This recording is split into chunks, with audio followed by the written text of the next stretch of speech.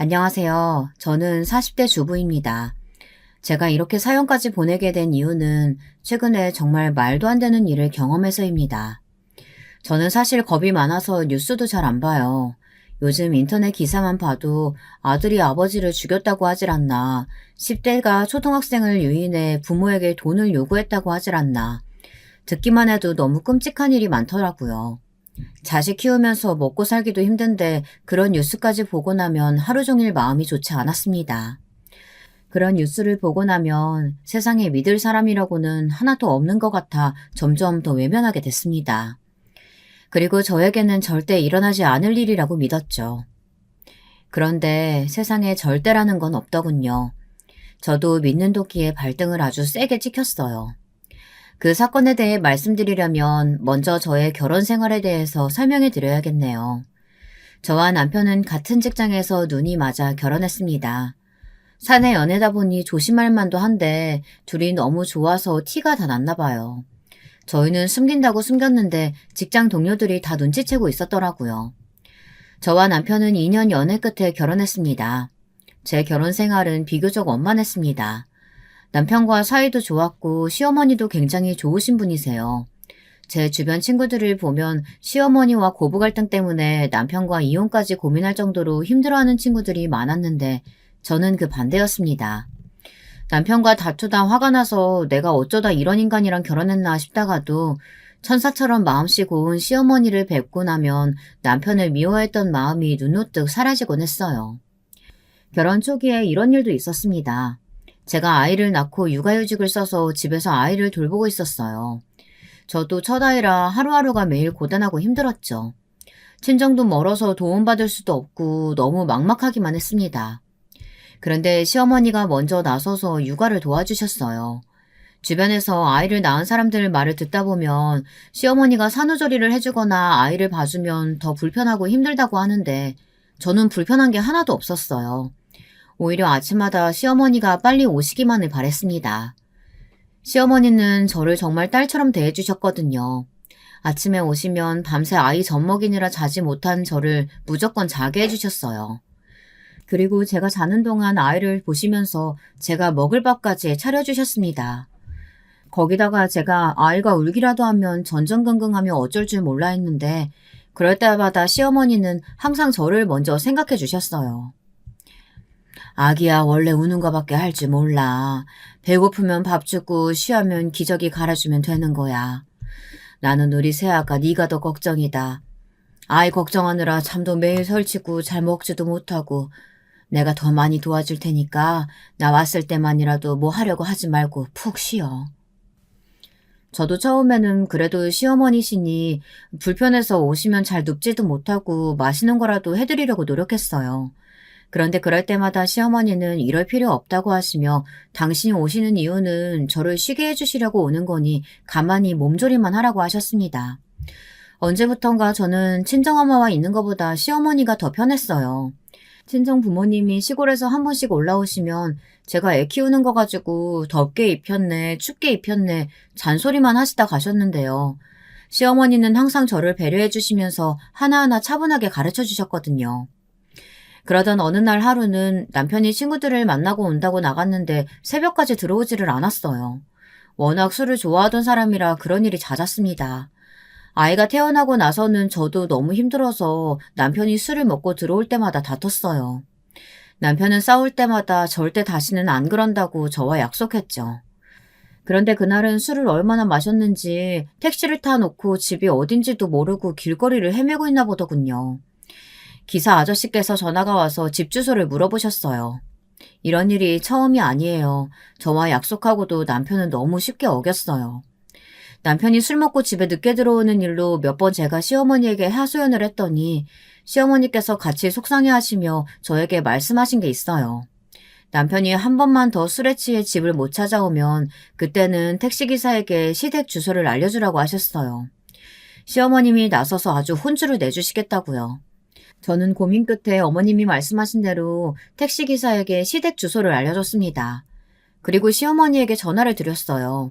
사실 시어머니께서 제가 남편 때문에 속상해하니 그냥 하신 이야기일지도 모르지만 저도 이번 기회에 남편 버릇을 고쳐야 할 것 같아 큰 결심을 하고 시어머니 말씀대로 했습니다. 남편은 시댁에서 자고 다음날 집에 돌아왔어요. 그런데 오자마자 제게 무릎을 꿇고 사과를 하더군요. 다시는 절대 이런 일이 없을 거라고요. 그날 이후 남편은 회식하거나 친구들을 만나도 12시를 넘기지 않고 집에 꼬박꼬박 돌아왔어요. 저는 해가 서쪽에서 떴나 했습니다. 저는 신기해서 나중에 시어머니께 어떻게 하신 거냐고 물었습니다. 그러자 시어머니께서 그날 남편이 실수로 시댁 주소를 택시기사에게 이야기해서 시댁에 온 거라고 하셨나 보더라고요. 어려서부터 아버지가 그렇게 술 먹고 실수해서 엄마가 매일 가슴 치면서 힘들어하는 거 다 봤으면서 장남이라는 놈이 장가까지 가놓고 지 집도 못 찾아갈 정도로 술을 퍼마시면 어떡해? 내가 너 때문에 새아기 볼 낯이 없다. 너 한 번만 더 이랬다가 내가 아들놈 잘못 키워서 애꿎은 남의 집 귀한 딸 고생시킨다고 사돈한테 가서 무릎 꿇고 빌 거니까 그렇게 알아. 시어머니는 눈물까지 흘리는 신용을 하시며 남편의 등짝을 내리치셨답니다. 지금 당장 집에 가서 제게 무릎 꿇고 빌라고 하셨다네요. 알고 보니 시아버지도 젊어서 술로 인해 시어머니를 힘들게 하셨나 보더군요. 그래서 시어머니는 아들들이 술 마시는 거에 굉장히 예민하셨어요. 닮아도 하필이면 그런 걸 닮았다면서 제게 미안해하셨죠. 본인이 아들을 잘못 키웠다고요. 이런 시어머니를 보고 어떻게 남편을 미워할 수가 있겠어요. 저는 시어머니와 있으면 항상 든든했습니다. 아이를 키우면서도 그렇고 남편 때문에 속상할 때도 시어머니와 이야기를 나누면 서운했던 마음이 싹 사라지고 기분이 좋아졌어요. 시어머니는 제가 만난 사람 중 가장 존경스러운 어른이었습니다. 그런데 제 결혼 생활이 좋기만 한 건 아니었습니다. 저희 시아버지가 좀 특이하세요. 살짝 말씀드렸지만 시아버지께서 술을 좋아하셔도 너무 좋아하십니다. 연세도 있으신데 술을 많이 드셔도 너무 드세요. 평생 다니시던 직장을 퇴직하시고 소일거리로 건물 경비를 하시는데 격일로 쉬시는 날마다 매일 술을 드셨습니다. 저녁을 드시면서 반주로 한 주단씩 드시는 거긴 했지만 꾸준히 매일 드시는 거나 다름없으니 가족들은 모두 다 걱정했습니다. 건강도 건강이었지만 그 문제로 시어머니와 매일 싸우시니 그게 걱정이었어요. 저 정도면 알코올 중독이야. 젊어서도 그렇게 술 먹고 평생 고생을 시키더니만 늙어서도 매일같이 술을 물처럼 마셔대니 몸이 나만 하겠어? 언제나 차분하고 말수가 많지 않으시던 시어머니는 시아버지의 술 이야기가 나오면 예민해졌어요. 시어머니와 이야기를 나누다 보니 시아버지께서 젊어서 실수를 많이 하기는 하셨더라고요.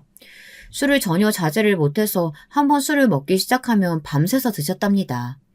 술집에서 먹다 잠들어 다음날 바로 출근하신 일도 많았고 술 드시고 그냥 길거리에서 잠드셨다가 월급을 통째로 도둑 맞은 적도 있었답니다. 취객들이랑 싸움이 붙어서 경찰서에 간 일도 허다했고요. 시어머니는 어린 아들 둘을 키우시면서 술 때문에 별의별 일을 겪으셨으니 지긋지긋하실만 했습니다. 저도 이야기로만 들었지 시아버지가 술 드시고 실수하는 건 그때까지 본 적은 없었어요. 그래서 막연하게만 생각하고 있었습니다. 저희 친정은 모두 다 기독교라 술을 아예 안 드시니 술 먹고 가족들을 고생시킨다는 게 어떤 일인지 전혀 모르고 있었죠. 그런데 제가 제 두 눈으로 직접 보고 말았습니다. 시아버지가 술 드시고 실수하시는 모습을 말이죠. 그 전날부터 시어머니에게 연락이 왔는데 근무하시는 분들과 다음날 회식한다고 아침부터 순댓국에 소주 한잔 하고 오신다고 했답니다. 당시에 시어머니께서 제 아들을 봐주고 계실 때라 제가 출근하기 전에 시어머님이 집에 오셨는데요. 뭔가 불안해 하시더라고요.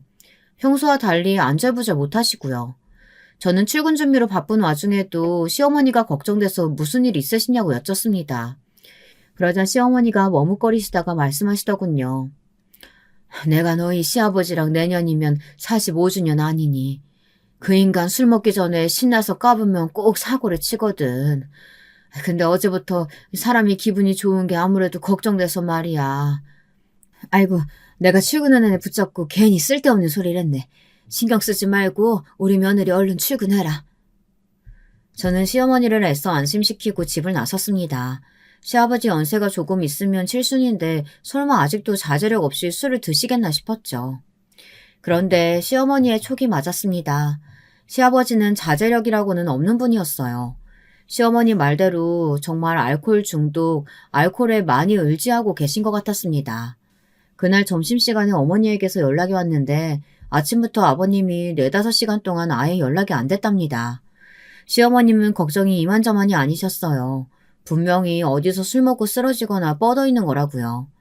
저는 별일 있겠냐고 무슨 일 있으면 먼저 연락이 왔을 거라고 말씀드렸지만 저도 마음으로는 걱정이 됐어요.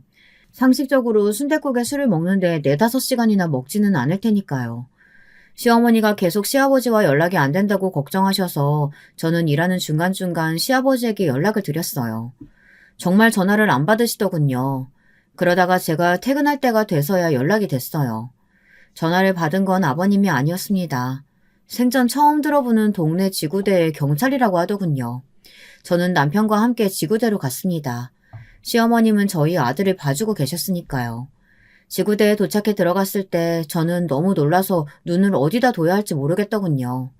시아버지께서 속옷바람으로 지구대 의자에 누워서 주무시고 계셨어요. 경찰들이 이불을 덮어주기는 했는데 시아버지가 술에 취해 계속 이불을 발로 걷어 차더군요. 이런 망할 놈들! 누가 내 옷 벗겼어? 내가 니들 가만 안 둘 거야. 경찰 불러 빨리. 경찰 안 불러? 아버지, 여기서 뭐 하시는 거예요? 술을 도대체 얼마나 드셨으면 이 지경이에요. 아버지가 경찰서에 끌려왔는데 무슨 경찰을 찾고 있어요.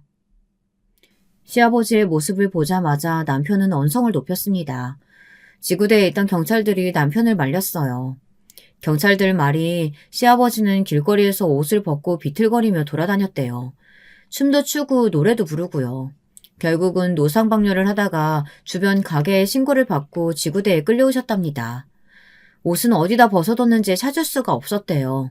도대체 이 낯선 동네까지는 어떻게 오셨나 했더니 직장 근처에서 술을 드시고 무작정 지하철을 타고 계속 돌다가 그냥 아무 역에서나 내리셨나 봐요. 그러다 소변이 마려워서 아무데나 누려고 하신 거죠. 남편은 한숨을 크게 내쉬며 이마를 짚었습니다. 그리고 저에게 미안하다고 했어요. 이런 꼴을 보게 했다고요.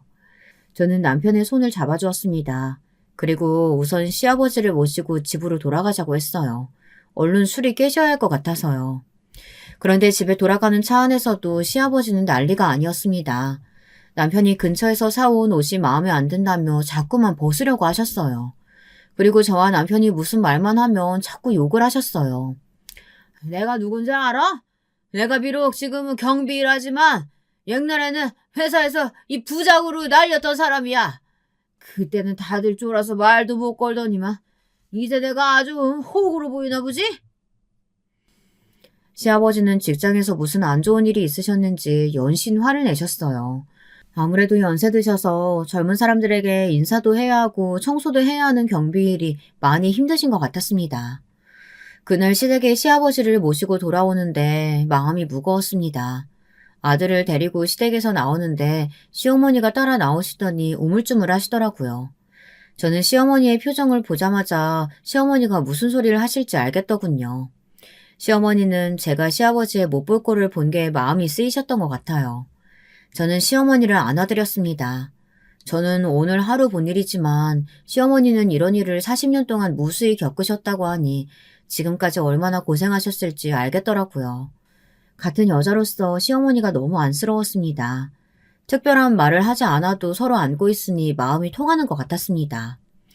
다음날 시아버지에게서 전화가 왔어요. 저는 당연히 시아버지가 저에게 미안해하실 줄 알았는데 아니더군요.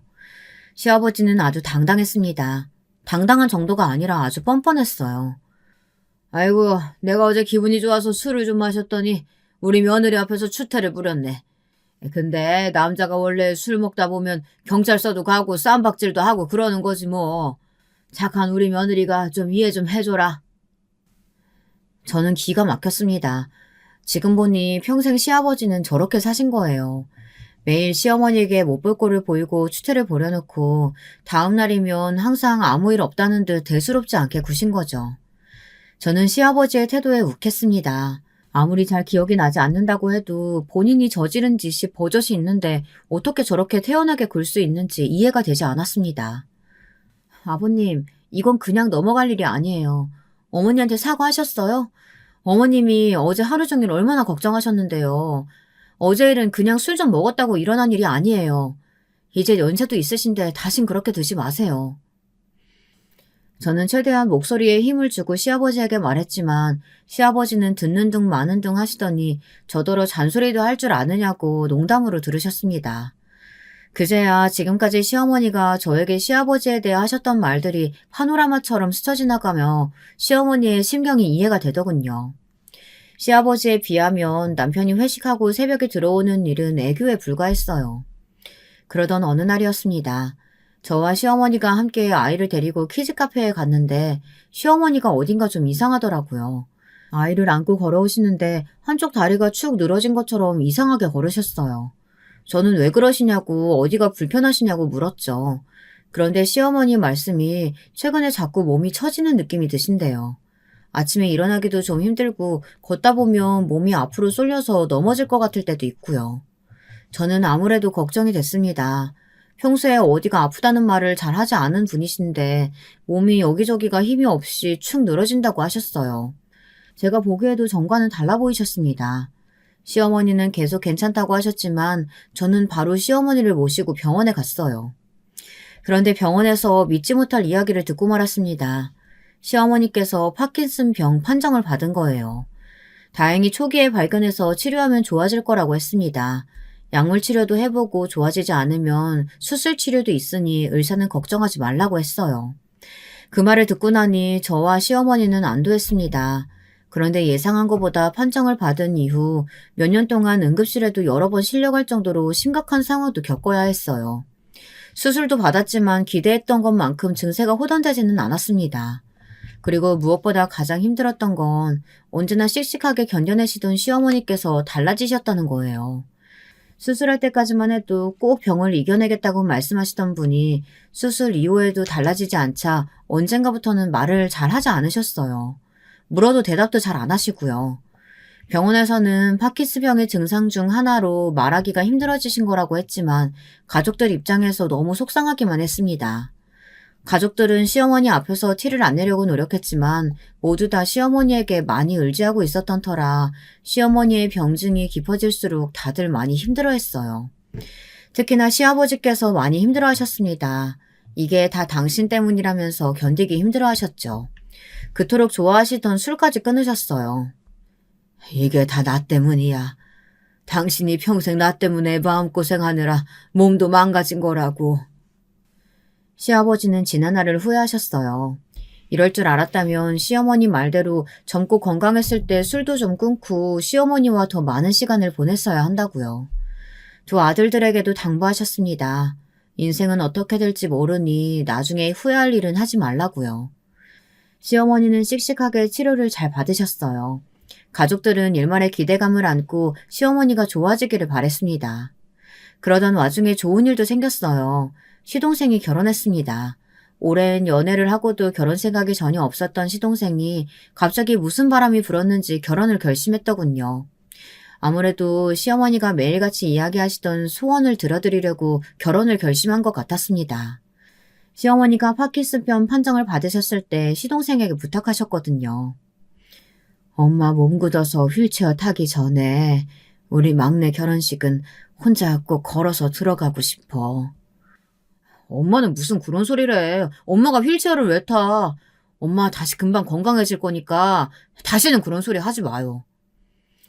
사람은 언제나 최악을 상상하잖아요. 시어머니도 말은 안 하셨지만 많이 무서우셨던 것 같아요. 시동생이 결혼해 알콩달콩 살면서 손주까지 낳는 것까지는 기대도 안 해도 결혼식장에 들어가는 모습만이라도 보고 싶다고 하셨습니다. 저는 시어머니께서 그런 소리를 할 때마다 화를 냈어요. 어머니가 씩씩하게 잘 견뎌내셔야 돼요. 손주들 다 커서 시집장가 가는 것까지 다 보셔야죠.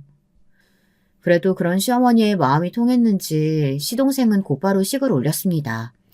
결혼식 당일 시어머니의 컨디션이 많이 좋지는 않으셨지만 그래도 시아버지의 부축을 받으시면서 화촉 점화도 직접 하셨어요. 그래도 다행이었던 건 시동생 결혼식 이후 시어머니 컨디션이 많이 좋아지셨다는 겁니다. 그래서 가족들 모두가 한시름 놓았어요. 그러던 중 저에게 일이 하나 생겼어요. 제가 회사에서 주최하는 사내 공모전에서 입상해 해외 지사 근무 기회가 주어졌습니다. 가족들까지 다 함께 다녀올 수 있는 좋은 기회였죠. 좋은 기회라는 걸 너무나 잘 알지만 저는 남편에게 말하지 않았어요. 시어머니가 아프신데 저 조차고 하루 이틀도 아니고 1년을 떠나 있을 수는 없었습니다. 그 사이 시어머니가 안 좋아지시기라도 하면 제가 너무 속상할 것 같아서요. 그런데 남편이 회사에 아는 동료가 많다 보니 제 이야기를 들은 거예요. 남편은 제가 시어머니 때문에 해외 근무를 포기했다는 사실을 알고 제게 화를 냈습니다. 당신이 해외 지사 가서 근무하고 싶어 했던 거 내가 다 아는데 그 좋은 기회를 이렇게 날리면 안 되지. 우리 어머니 걱정돼서 그러는 거면 당신만 다녀와. 내가 여기서 우리 아들이랑 어머니 돌보면서 있을 테니까. 남편은 해외 근무를 저만 다녀오라고 했어요. 시어머니가 오랫동안 투병 생활하시면서 제가 매번 병원도 모시고 가고 입원하시면 간호하느라 고생한 걸 아는데 하고 싶은 일까지 못하게 할 수는 없다고요. 저는 고민 끝에 저만 해외 근무를 다녀오기로 했습니다. 시어머니도 몸도 안 좋으신 와중에 제 이야기를 들으시고는 무조건 다녀오라고 하셨어요. 그때까지 버티고 있을 테니 걱정하지 말라고요. 그런데 예상외로 복병이 있었습니다. 바로 시아버지였습니다. 시아버지는 저를 따로 방으로 불러내시더니 눈물까지 훔치면서 이야기하시더군요. 애미야, 내가 이기적이라는 거 잘 알지만 해외 가기로 한 거 안 가면 안 되니? 네 시어머니가 어떤 사람이냐? 네가 애 낳고 일 그만둘 뻔했을 때 하고 싶은 일 하라면서 본인이 먼저 나서서 네 아들 다 키워줬잖아. 그뿐이니 자기 아들보다 너를 더 챙기고 예뻐했는데 너마저 없으면 어떡하냐. 시아버지 말을 듣는데 저도 울컥했습니다. 시아버지 말이 다 맞아요. 시어머니가 저에게 어떻게 해주셨는데 시어머니가 몸도 못 쓰시고 병성에 누워 계시는데 제가 훌쩍 떠나버리는 건 말이 되지 않았습니다. 그런데 시아버지가 제게 하신 이야기를 밖에서 듣고 있던 동서가 저를 살짝 불러냈어요. 형님, 왜 아무 말도 안 하고 가만히 계셨어요? 해외 지사 꼭 가고 싶다고 솔직하게 이야기하셨어야죠. 시아버지 속 몰라서 그래요? 시어머니 병원에 들어가시면 형님 부려먹으려고 그러시는 거잖아요. 동서는 젊은 친구라 그런지 매사에 저보다 솔직하고 똑부러졌어요. 결혼 준비할 때도 보니까 본인의 의사표현을 당당하게 잘하더라고요. 지금이야 저도 시아버지와 가까워져서 괜찮지만 사실 시아버지를 처음 만났을 때는 좀 무서웠어요. 시아버지가 덩치도 크고 인상도 우락부락한 데다가 목소리도 무지 커요. 아버님 말씀 때문만은 아니고 이래저래 걸리는 게 많아. 아이도 아직 어린데 애만 아빠한테 맡기고 가는 것도 그렇고 어머님도 저렇게 안 좋으신데 만면일이가 돼서 곁에 없는 것도 마음에 걸리고. 형님, 가만 보면 엄청난 효부인 거 아세요? 요즘 세상에 어느 며느리가 시어머니 간호를 해요. 아버님이 멀쩡하고 건강하신데 아버님이 다 알아서 하시면 되죠. 이래서 어른들도 자식들이 잘 길들여야 한다니까요. 형님이 처음부터 시어머니한테 잘하고 모시고 다니니까 시아버지도 당연한 줄 알고 다 형님한테만 맡기잖아요. 동서 말을 이해하지 못한 건 아니었지만 저는 동서처럼 모든 관계를 무자르듯 딱딱 정해서 자를 수 있는 게 아니라고 생각했어요. 무엇보다 저와 시어머니의 관계는 동서가 생각하는 것처럼 일반적인 고부관계가 아니니까요. 동서가 몰라서 그러는데 나도 어머님께 도움받은 게 많아. 내가 어머니 모시려고 하는 건 의무적으로 하는 게 아니라 내 마음에서 우러나서 하는 거야. 형님도 참, 시어머니가 건강하실 때 애 좀 봐주셨다고 그래요? 요즘 세상에 아들이 돈 못 벌어서 며느리가 맞벌이 해주면 시어머니가 애 봐주는 게 당연하지 뭘 그런 걸 미안해하고 그러세요. 동서 말을 듣다 보니 이건 어리고 솔직한 것과는 다른 문제 같았습니다. 아무리 요즘 세상이 요지경이라도 제가 윗사람으로서 동서에게 잘못된 건 잘못된 거다 바로 잡아줘야 할 것 같았어요. 시부모님이 애 봐주시는 게 당연한 건 아니라고요. 그런데 그 순간 시아버지가 불쑥 나타나셨습니다. 둘째 너 지금 무슨 소리 하는 거야? 네가 막내라고 예쁘다 예쁘다 해줬더니만 아주 기고만장이 하늘을 찌르는구나. 어디서 그런 대먹지 않은 소리라고 있어? 시아버지는 동서가 하는 소리를 다 들으셨는지 소리를 지르시며 핏대를 세웠습니다. 동서도 시아버지의 그런 모습을 처음 봤으니 놀랐는지 조금 전에 당당했던 모습은 사라지고 두 손을 공손히 앞으로 모으고 고개를 숙이며 잘못했다고 하더라고요. 저도 동서가 혼나는 게 당연하다고 생각해 애써 말리지 않았습니다. 요즘 며느리들이 다 자기 하고 싶은 대로 하면서 편하게 산다지만 그것도 어디까지나 할 도리를 지키고 예의 범절은 지키면서 하는 거지. 엄연히 어른이 계시는 집에서 입을 함부로 놀렸으니 혼나도 싸다 싶었죠. 그런데 그 이후 동서와 시아버지의 관계가 어딘지 묘하게 불편해졌습니다. 안 그래도 시어머니의 투병 생활로 집안이 조용할 날이 없었는데 동서와 시아버지가 눈에 보이지 않는 묘한 신경전을 자꾸만 벌이니 다른 가족들은 불편했습니다. 한 번은 그런 적이 있었어요. 명절을 앞두고 있었는데 시어머니께서 상태가 안 좋아지셔서 갑자기 병원에 입원하게 되었습니다. 마침 명절 연휴라 제가 시어머니를 모시고 병원에 들어가기로 했어요. 그런데 동서가 뜬금없이 이번 명절에는 시댁에 오지 않겠다고 하더라고요. 어머님도 아프셔서 집에 안 계시고 형님도 병원 들어가시면 명절날 남자들하고 저만 있어야 하는데 저 혼자 식사 준비하고 치우고 그 시중을 다 어떻게 들어요. 어차피 어머님 아프셔서 집안 분위기도 안 좋을 텐데 이번 명절엔 그냥 각자 보내는 게 좋겠어요. 동서는 다시 봐도 참 대단한 사람이었습니다. 물론 마음으로 생각할 수야 있죠. 집안의 여자라고는 시어머니와 저 동서 셋인데 저와 시어머님이 병원에 들어가 버리면 아무래도 혼자 시아버지의 저희 남편 식사까지 챙겨야 하니까요. 동서의 말에 시아버지도 마음이 부글부글 끓으시는지 얼굴이 붉어지셨어요. 자기야, 그런 소리는 나랑 상의하고 해야지. 안 그래도 엄마 아파서 다 속상해 죽겠는데 그런 소리를 지금 꼭 해야겠어? 도대체 생각이 있는 거야, 없는 거야? 눈치를 보던 시동생이 먼저 나서서 한마디 하고 나니 시아버지도 참지 않고 동서를 몰아붙였습니다. 둘째, 너는 며느리로서 책임감이라는 게 전혀 없구나. 네 형님이 시어머니 모시고 병원에 들어간다는데 둘째로서 당연히 시댁에 와서 시아버지 식사 챙겨야지. 이런 소리를 내가 직접 해야 되냐? 네가 시어머니가 아파서 일일이 가르치질 않는다고 우리 집안을 아주 우습게 보는구나. 며느리가 가정부도 아니고 시댁 식구들 밥 차리는 게 어떻게 당연한 일이에요. 저는 시아버지 밥상이나 차리라고 결혼한 거 아니니까 밥상 차릴 며느리 구하시면 다시 알아보세요. 시아버지와 동서는 만나기만 하면 도대체 왜 저렇게 서로 으르렁대지 못해 안달인가 싶었습니다. 물론 동서가 아직 결혼한 지 얼마 되지 않아 집안 사정을 다 알지 못하고 성격도 자기 주장이 강한 편이라 잘 모를 수도 있습니다. 그럴 때마다 시아버지도 동서에게 좋게 타이르며 알려주시면 되는데 일일이 소리를 지르고 화를 내셨죠. 결국은 명절날 동서는 친정에 가고 시동생만 시댁에 왔답니다. 이번 명절은 각자 자기 집에서 보내기로 했다네요. 저는 제가 너무 나이가 든 건지 그때까지도 동서가 이해되지 않았어요. 그래봐야 하루 시댁에서 자는 건데 같이 음식해서 나눠 먹고 즐겁게 보내다 오면 되는 일을 뭘 그렇게 예민하겠구나 싶었습니다. 그 하루를 못 참아서 꼭 저렇게 티를 내야 하나 싶었죠. 그런데 그 이후에도 동서는 시아버지와 많이 티격태격했습니다. 제게도 은연중에 이야기하는데 시아버지가 며느리 단속을 너무 한답니다. 한 번은 시아버지께서 동서에게 결혼한 유부녀가 뭘 그렇게 회식에 자주 가느냐고 했대요. 한 번 저녁에 전화가 와서 회식 중이라고 했더니만 남편 밥은 어쩌고 유부녀가 이 시간까지 술 먹고 있냐고 저한테 소리를 지르시더라니까요. 동서 회사가 남자 직원이 많은 남초 회사다 보니 시아버지는 그런 것도 신경이 쓰였나 봐요. 동서한테 술자리에 남자가 몇 명이냐 묻기까지 하셨답니다. 그때부터 동서는 시아버지에게 저녁에 연락이 오면 아예 받지를 않았대요. 그뿐만이 아니에요. 한 번은 시동생이 동서에게 병원 명함을 하나 줬답니다. 시아버지가 갖다 주라고 했다고요. 아버지가 잘하는 병원이라고 예약해 놓으셨대. 가서 의사가 검사해주는 대로 검사받고 오라는데?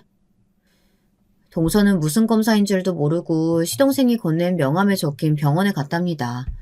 그런데 알고 보니 산전검사를 예약해둔 거였어요. 동서가 나이가 어려서 결혼하고 1, 2년은 아이 안 갖고 신혼생활 즐기고 싶다고 했는데도 시아버지는 아이는 무조건 일찍 낳아야 한다면서 굳이 예약까지 직접 하셨더라고요. 병원에서 나오는데 곧바로 전화와서 검사 결과 좋다고 했다고 오늘 밤에 바로 손주 좀 만들라고 하시더라고요. 무슨 시아버지가 며느리한테 그딴 소리를 해요? 저 정말 짜증나서 그냥 끊어버렸어요. 동서는 쪽팔려서 친구들에게는 말도 못하겠다면서 저에게 연락이 왔더라고요. 저도 동서 말에 사실 놀랐어요. 그러고 보니 저야 결혼하고 바로 아이를 낳기도 했고 시어머니가 아프셔서 병원에 왔다 갔다 하느라 시아버지와 따로 이야기를 나누거나 왕래를 많이 하지는 않아 일일이 잔소리를 듣지 않았었지만 동서는 아무래도 시아버지한테 꽤 시달렸나 보더라고요. 동서는 시아버지라면 아주 학을 뗐습니다. 그 모습이 마치 시어머니를 보는 것 같았어요. 제가 시어머니와 같이 병원에 다니면서 동서에게 들은 이런저런 이야기를 시어머니에게 해드리고는 했는데 그럴 때마다 시어머니는 제 손을 잡으시며 동서 걱정을 하시더라고요. 그 인간이 원래 그래. 자기는 나가서 할지를 못할지 다 하고 다니면서 여자는 집에 아주 꽁꽁 가다놓고 아무것도 못하게 한다니까. 둘째한테 큰애 네가 말 좀 잘해줘라. 그 사람이 원래 고지식하고 자기밖에 모르는 사람이라 그러는 거니까 한 귀로 듣고 한 귀로 흘려보내라고. 다 우리 며느리들 하고 싶은 대로 하라고. 시어머니는 언제나 자식들 걱정뿐이었습니다. 시아버지 때문에 혹여나 동서와 시동생 사이가 벌어지기라도 할까 항상 걱정하셨어요. 그리고 저에게도 고민하지 말고 빨리 해외 지사에 가라고 했습니다. 당신 걱정은 하지 말라고요. 그런데 얼마 뒤 시동생과 동서 부부에게도 작은 문제가 생겼어요. 동서가 임신 사실을 안 지 얼마 되지 않아 유산을 하게 된 겁니다. 병원에서는 임시 초기라 충분히 있을 수 있는 일이라고 했죠. 아이를 잃은 동서와 시동생은 많이 힘들어했어요. 동서도 계획한 임신은 아니었지만 임신 사실을 알고 나서 태명을 짓고 아기 양말을 직접 만들 정도로 좋아했어요. 저와 남편은 자주 동서네 집에 들러 이야기를 나눴습니다. 무슨 말도 위로가 되지 않겠지만 그래도 가족끼리 함께 있다 보면 자연스레 회복될 것 같아서요. 그런데 시동생이 큰 실수를 저지르고 말았습니다. 제가 퇴근하고 동서가 좋아하는 빵을 사서 잠깐 들렸는데 동서와 시동생 사이가 분위기가 이상하더라고요. 꼭 싸운 것 같았습니다. 저는 동서에게 빵을 잘라주며 무슨 일 있었냐고 물었어요. 그러자 동서가 풀썩 바닥에 주저앉더니 펑펑 울기 시작하더군요. 이야기를 듣고 보니 이건 누가 봐도 시동생이 잘못했어요. 시동생이 동서에게 절대 해서는 안 될 말을 했더군요. 그래서 내가 회사 그만두라고 했잖아. 매일 지하철로 1시간씩 출근하고 야근에 주말 근무까지 했으니 애가 버티겠어? 임신한 사람이 애 생각했으면 내가 시키는 대로 했어야지. 자기 욕심 때문에 애를 죽여? 시동생도 너무 속상하고 감정이 격해져서 누구라도 붙들고 네 잘못이라고 따지고 싶었나 봐요. 그런데 하필이면 지금 가장 마음 아플 동서에게 퍼붓고 만 겁니다. 저는 시동생을 진정시키고 동서를 데리고 우리 집으로 왔어요. 저는 밤새 곁에서 동서를 지켜봤습니다. 쉬지 않고 얼마나 우는지 제 가슴이 다 찢어질 것 같더라고요. 내가 어쩌다 저런 인간이랑 결혼했을까요? 본인은 매일 회식에 친구들 만나면서 새벽까지 술 퍼마시고 다녔어요. 내가 입덧 때문에 아무것도 못 먹고 시체처럼 누워만 있을 때도 옆에 없었다고요. 내가 자기처럼 노느라 바빴던 것도 아니고 일이 많아서 늦은 건데 유산된 아이를 꼭 제가 죽이기라도 한 것처럼 몰아가는 게 그게 사람이에요? 동서 말은 틀린 게 하나도 없었습니다. 저는 하고 싶은 말은 많았지만 여기서 동서를 더 자극해봐야 좋을 거 없을 것 같아 밤새 동서를 위로하며 등만 토닥였습니다. 남편에게도 말해서 시동생에게 가보라고 했고요. 동서, 지금 몸도 아직 회복 안 됐는데 자꾸 힘든 생각만 하면 안 돼. 몸 생각해서 뭐라도 좀 먹고 기운 차려야지. 형님은 정말 모르시겠어요? 요즘 남자들 다 자기밖에 모르는 이기적인 사람들이라고요. 아버님만 해도 그래요. 평생 술로 어머님 고생시켜서 마음고생 하시느라 아프신 건데 막상 시어머니 아프시니까 이제와 애처가라도 되는 것처럼 위하는 척 하시잖아요. 저는 그런 남자들 보면 너무 소름 끼쳐요. 사실 말이 나와서 말인데요. 아버님 하신 것도 별로 없잖아요. 어머님 다 형님이 병원 모셔다 다니고 입원했을 때도 형님이 계셨다면서요. 동서가 감정이 격해졌는지 안 해도 될 말까지 하더군요. 저는 이대로 안 될 것 같아 동서를 진정시켰습니다. 동서, 그게 무슨 말이야. 동서가 아직 결혼한 지 얼마 안 돼서 그러는데 부부라는 게 겉으로 보이는 거 가지고 다 알 수 있는 게 아니야. 아버님이 어머님께 얼마나 잘하려고 하시는데. 저는 진심으로 그렇게 생각했습니다. 시아버지가 이제라도 시어머니에게 지극정성으로 잘하려고 하시니까요. 형님이야말로 아주버님이 형님 말 잘 들으니까 모르시는 거죠. 저희 남편이 아주버님보다 훨씬 더 아버님 많이 닮아서 제가 잘한다니까요. 아버님 절대 변하실 분 아니에요. 동서는 결혼한 지 얼마나 됐다고 멋대로 가족들을 판단하고 마음대로 떠들었습니다. 저는 듣다 이건 아닌 것 같아 동서에게 그만하라고 했어요. 동서가 기분 안 좋은 건 알고 이해하지만 그렇다고 우리끼리 시아버지 험담이나 하는 건 아닌 것 같아. 우리 앞으로 말 좀 조심하자. 형님은 마음이 참 너그러워서 좋으시겠어요. 근데 형님도 남편한테 애를 죽였네 어쩌네 그런 소리 들었으면 저처럼 하셨을걸요? 동서가 저번부터 시아버지에 대해 나쁘게 이야기하는 게 저로서는 이해가 안 돼 동서가 너무하다 싶었지만 최근에 힘든 일을 겪었으니 동서 마음을 제가 헤아려야 할 것 같아 저는 애써 말을 아꼈습니다. 얼마나 속상하면 저런 소리까지 할까 싶어서요. 그 이후 저는 해외지사 근무를 포기했습니다. 남편은 끝까지 괜찮다고 저를 설득했지만 제 마음이 가는 대로 선택했어요. 집안 상황이 이런데 저 혼자 떠나는 건 말이 되질 않으니까요. 저는 시어머니 곁에 남고 싶었습니다. 그게 훨씬 더 마음이 편한 것 같았어요. 제가 해외지사에 가지 않겠다고 하자 누구보다 시아버지가 제일 좋아하셨습니다. 역시 큰며느리라며 저를 치켜세우셨어요. 동서는 그런 저를 답답해했고요. 물론 저도 아깝지 않은 건 아니에요. 가끔 밤에 자려고 누우면 내가 해외 근무에 갔으면 어땠을까 상상하며 떠올리기도 했지만 후회하지는 않았습니다. 아이도 아직 어린데 곁에 있고 싶기도 했고요. 그로부터 얼마 뒤 시어머니 상태가 급격히 안 좋아지시더니 반년도 되지 않아 시어머니께서 돌아가셨어요. 시어머니가 돌아가셨을 때 가족들 모두가 시름에 빠졌습니다. 저와 남편 시동생과 동서 당연히 힘들어했지만 시아버지는 아예 식음을 전폐하시고 누워만 계셨어요. 저는 그런 시아버지가 걱정돼서 자주 찾아뵈려고 했어요. 그런데 시아버지께서 자꾸만 저희에게 오지 말라고 하셨습니다. 저는 아버님이 좋아하시는 반찬이랑 간식을 잔뜩 만들어놨다가 가져다 드리겠다고 했어요. 그런데 전혀 통하질 않았습니다. 오긴 자꾸 뭘 와. 나 이제 다 귀찮다. 너희 엄마도 내 곁에 없는데 먹으면 뭐라고 자면 뭘 하겠어. 나도 나만의 시간이 좀 필요하니까 귀찮게 하지 말고 잠자코 좀 기다려라.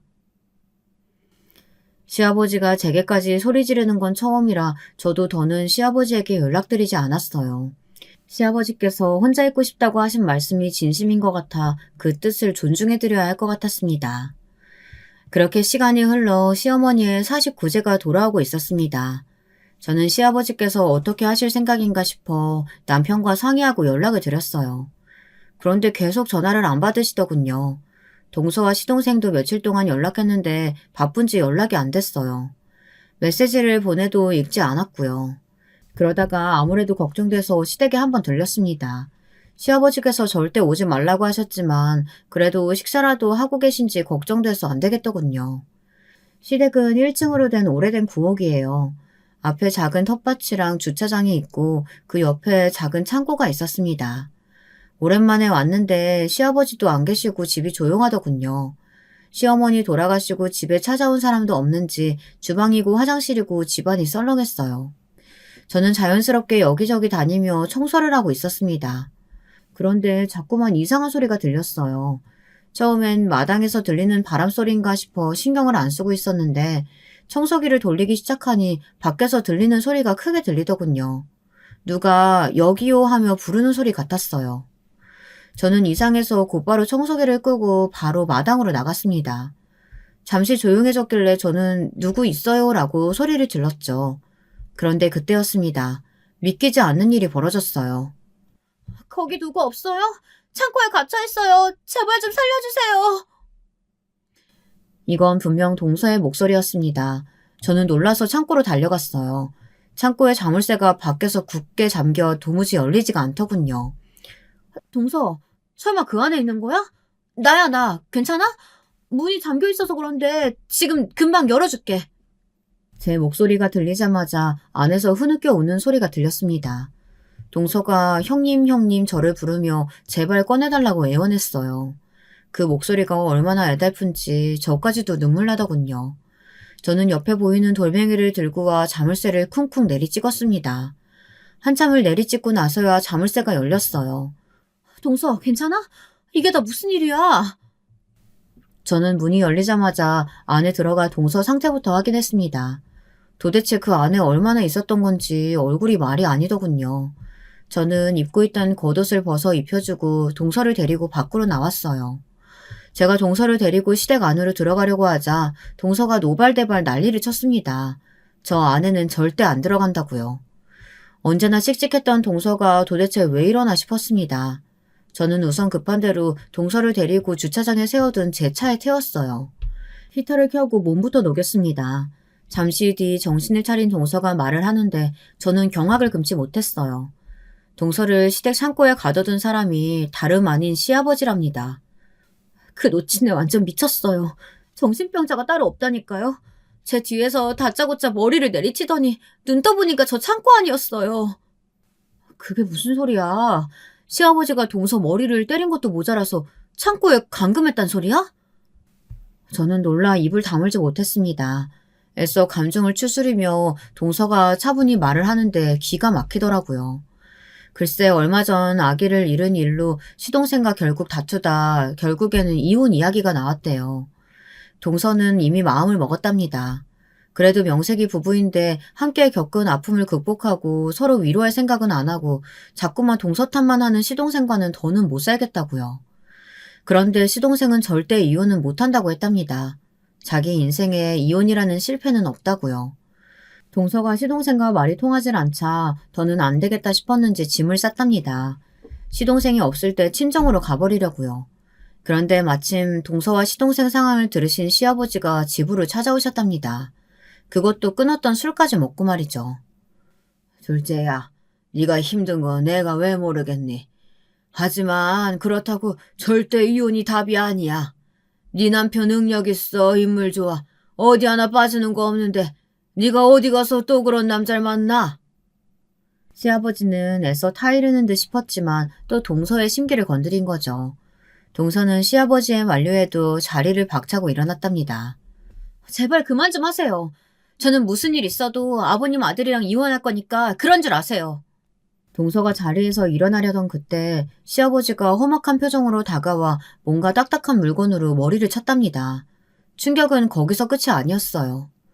쓸데없이 고집만 센 년 같으니 우리 집안에 너처럼 드센 며느리는 나도 본 적이 없다. 네 시어머니랑 네 형님 보면 몰라? 여자는 무조건 나긋해야 남자한테 사랑받는 거라고. 지 주제에 우리 아들 정도면 감지덕지지. 어디서 감히 이혼을 짓거려? 쓰러져 정신이 아득한 와중에도 시아버지의 막말이 그대로 다 들렸답니다. 거기다가 동서가 역시나 똑 부러지는 게 그 와중에 핸드폰 녹음기를 켜서 바지 주머니에 넣었대요. 나중에 배터리가 다 돼서 핸드폰이 끊어지기는 했지만 시아버지가 동서를 질질 끌고 창고로 가는 동안 떠들었던 소리가 다 녹음되기는 했더군요. 동서가 제게 녹음된 내용을 들려주는데 저는 끝까지 들을 수가 없었어요. 온몸에 소름이 끼쳐서 더는 듣고 싶지 않았습니다. 그제야 시어머니가 제게 했던 말들이 다 이해가 됐어요. 시아버지가 여자가 밖으로 도는 거 싫어하고 집에만 있는 걸 좋아한다는 소리요. 그래서 제가 외국 지사에 간다고 했을 때도 그렇게 말리신 거죠. 저는 그 자리에서 바로 경찰에 신고했습니다. 시아버지는 끝까지 혐의를 부인하려고 하셨지만 이미 동서의 정황과 주변 CCTV에 찍힌 증거가 확실해서 바로 수사를 받게 되었어요. 그 일로 집안은 발칵 뒤집혔습니다. 며느리랑 아들이 이혼한다는데 그걸 가만히 지켜볼 시아버지가 어디 있습니까? 난 절대 며느리 다치게 할 생각은 없었어요. 단지 이혼 안 한다고 할 때까지만 데리고 있으려고 한 거라고요. 시아버지는 경찰 조사를 받는 내내 억울하다고 호소했습니다. 저는 그 모습을 보는데 너무 화가 나고 초라해서 가만히 지켜보고만 있을 수가 없더군요. 아버님, 그만 좀 하세요. 먼저 가신 어머님 보기 부끄럽지도 않으세요? 아무리 힘드셔도 그렇지 어떻게 얼마 전에 아기 잃은 동서한테 그런 짓을 할 수가 있어요? 몸에 물이 와서 큰일이라도 났으면 어쩔 뻔했어요. 이게 다 내 잘못이다.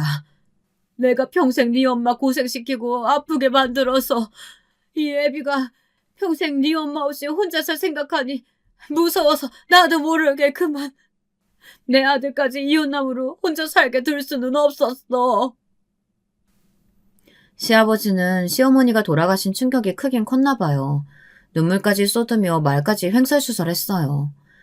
시동생이 이혼하면 본인이 더 버틸 수 없을 것 같아 자신도 모르게 우발적으로 일을 저질렀답니다. 그날 이후 저희 시댁에는 많은 일이 있었어요. 동서와 시동생은 당연히 이혼했습니다. 동서는 그때 충격으로 아직도 정신과에 치료를 다닌다고 하더군요. 시아버지는 다행인지 불행인지 구속은 안 되었지만 사회봉사 처분과 벌금형을 받았습니다. 그리고 저와 남편은 더는 시아버지를 찾아가지 않았어요. 저와 남편도 시아버지에게 너무 실망해서 시간이 좀 필요할 것 같았습니다. 하지만 연락을 차단하지는 않았어요. 시아버지께서 매일 저와 남편에게 그날 있었던 일을 메시지로 보내시거든요. 사진까지 첨부해서 말이죠. 오늘은 내가 혼자 계란 후라이도 하고 국도 끓여 먹었다. 이게 해보니까 은근 재밌더구나. 나중에 오면 내가 너희에게도 해주마. 시아버지는 애써 저희가 돌아와 주기만을 바라며 매일 저희에게 연락했지만 저는 아직 모르겠어요. 제가 시아버지 얼굴을 다시 볼 준비가 됐는지 말이죠. 어떻게 보면 시아버지의 인생도 참 불쌍합니다. 시어머니는 일찍 돌아가셨지만 저희 마음속에 언제나 좋은 분으로 남아있어요.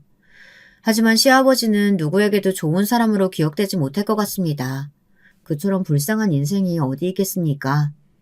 여러분들이라면 어떠시겠어요? 감금까지 하는 시아버지를 용서하고 다시 만나실 수 있겠어요? 저는 아직도 결정하지 못했습니다. 지금도 시아버지에게 메시지는 매일 와요.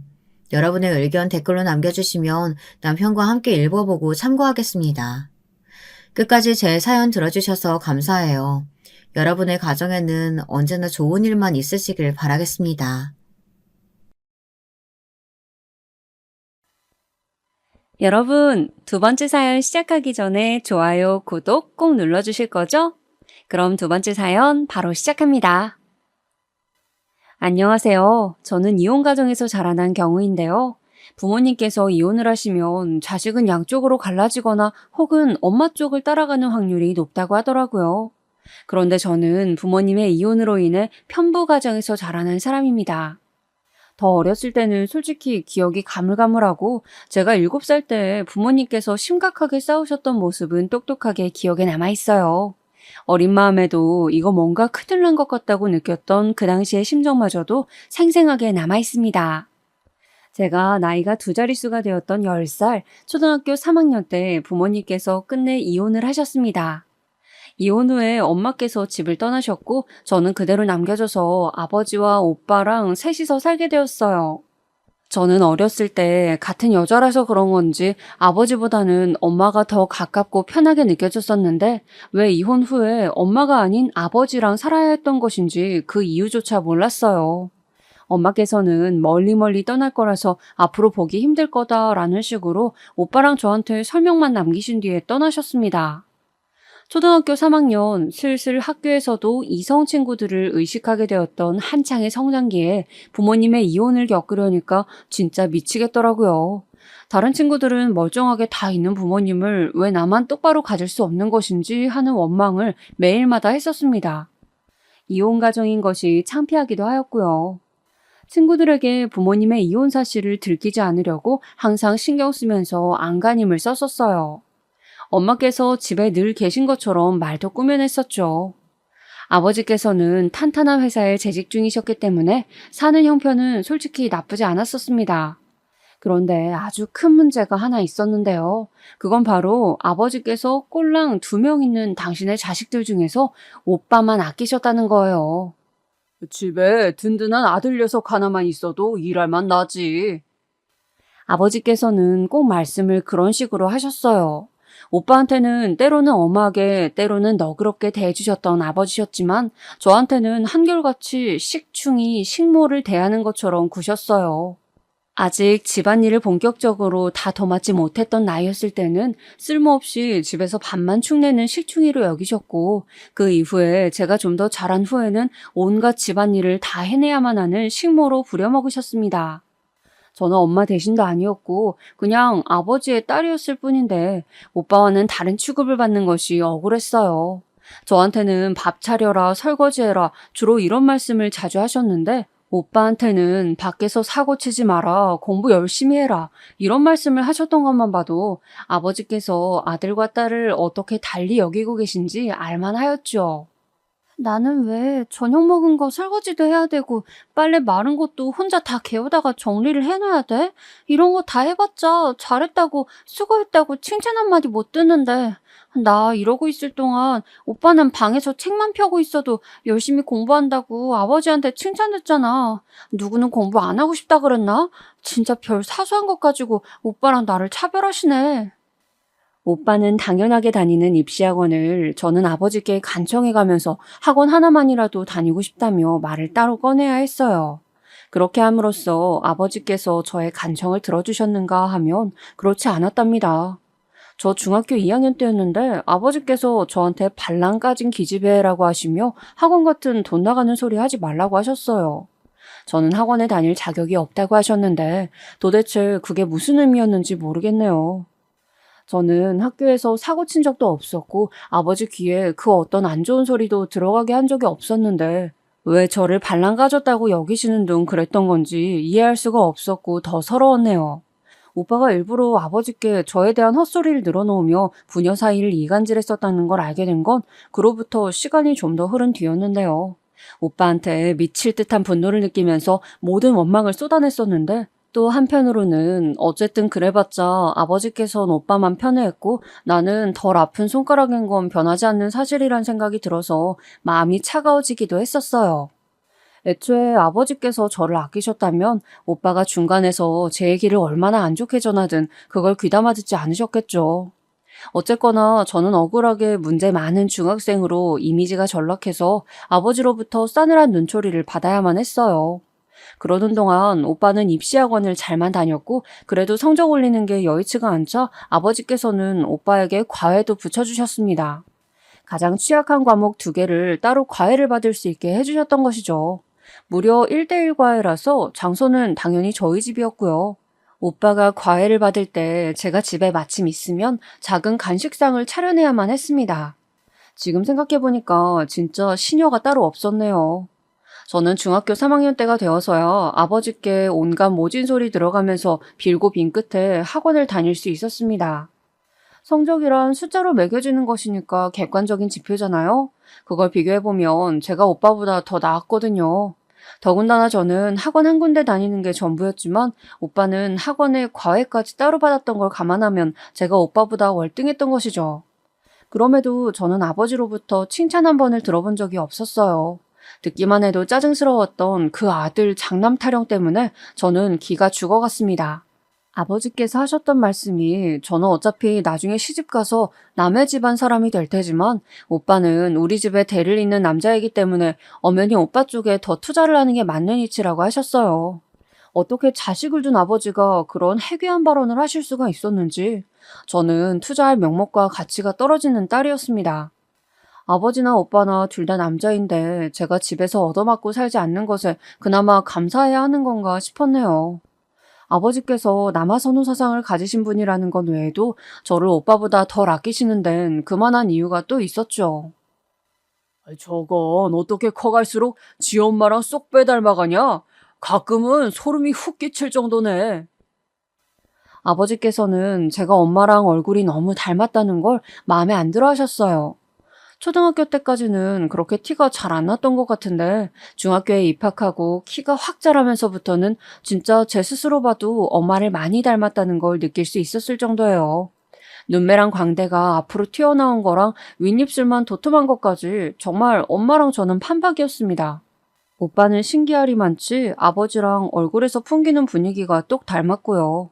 그러니까 아버지로서는 마음이 어땠겠어요? 지긋지긋하게 싸웠던 전부인이랑 똑같이 생긴 딸내미보다 본인을 닮은 아들이 좋을 수밖에 없었겠죠. 엄마가 오빠랑 내가 성인이 되기 전에 한 번은 꼭 찾아오겠다고 분명 그렇게 말을 했었는데 도대체 언제 오실까? 연락할 방법도 없으니까 답답해 죽겠네. 같이 있으면 숨이 턱 막히는 아버지로부터 벗어날 수 있는 방법이라면 당연히 엄마뿐이었죠. 그런데 연락 두절이었으니 저는 무작정 기다리는 수밖에 없었어요. 시간이 흘러 오빠가 고등학교 3학년 수험생이 되었는데 이때가 정말 저한테는 힘든 시기였어요. 귀하디 귀한 아드님의 수험 생활을 위해서 아버지께선 저한테 집에서 TV도 못 보게 하셨고 휴대폰도 무음으로 설정하라고 하셨습니다.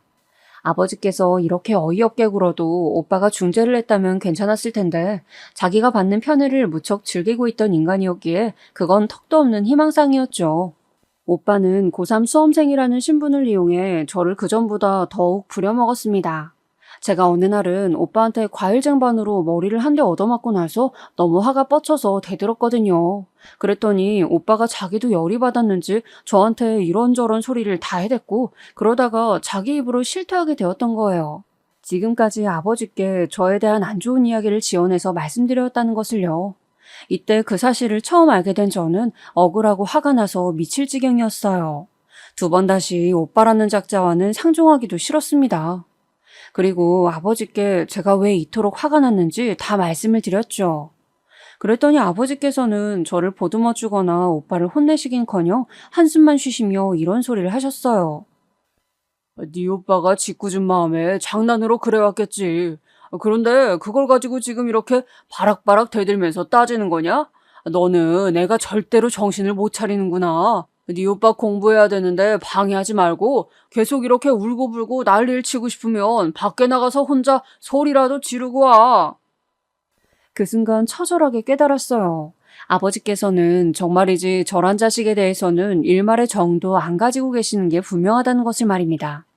저는 아버지나 오빠에게 아무런 기대를 품지 않기로 하였어요.